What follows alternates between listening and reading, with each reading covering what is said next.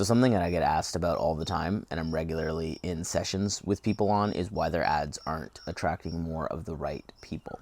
So more of the right buyers, more of the right customers, more of the right clients. So the first and most important thing to fix this, because it is fixable, is one, obviously make sure you know what ICP you're going after. We want to get as specific about this as possible.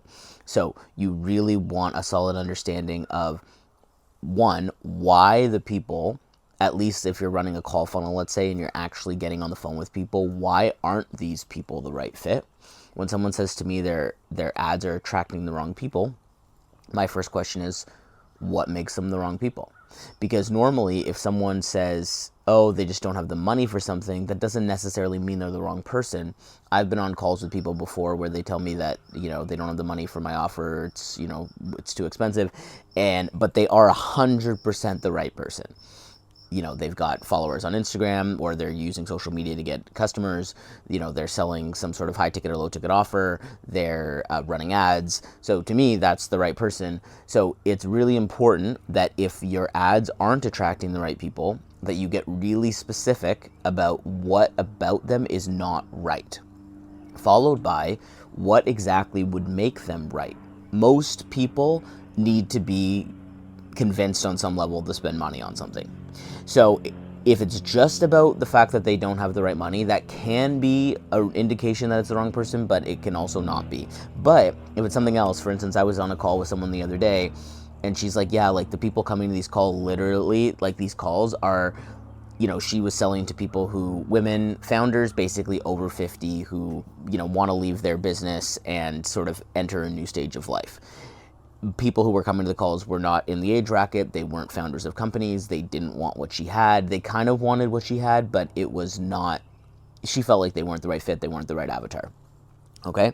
So in a situation like that, and I have another client as well, we're trying to get mainly ICPs, so ideal client profiles or ideal customer profiles, through the ads. And we're sitting at about a 50% rate, which is fairly good, but to be honest, it could always be higher. So we're working on some of the things I'm going to share in this video with you right now. So after you identify exactly what makes them the wrong person and exactly what makes them the right person, you got to go back to your ads and you got to read them and look at the image and ask yourself, is this calling in the person that I want? Most of the time people think their ads are, but it's actually not. And it comes from two key areas. It's either going to come from the creative itself, which is the image or the video. So if you're doing a talking head, it's exactly what the script that you're saying. If it's a still image, it's a still image. And it's going to come from the copy.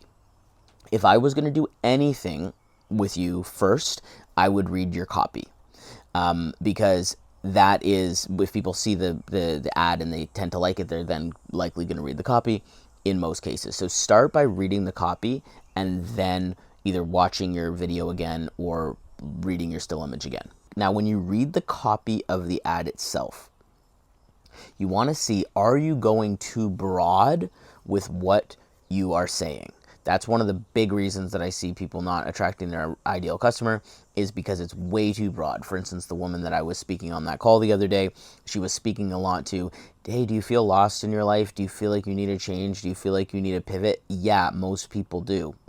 So without getting highly specific, founders, women over 50, you're going to attract a ton of different people. The other mistake I see people make in terms of, especially when they say a lot of people aren't coming qualified financially, is they speak a lot to the pain of money. Now, the pain of not having enough money is one of the biggest pains in the world.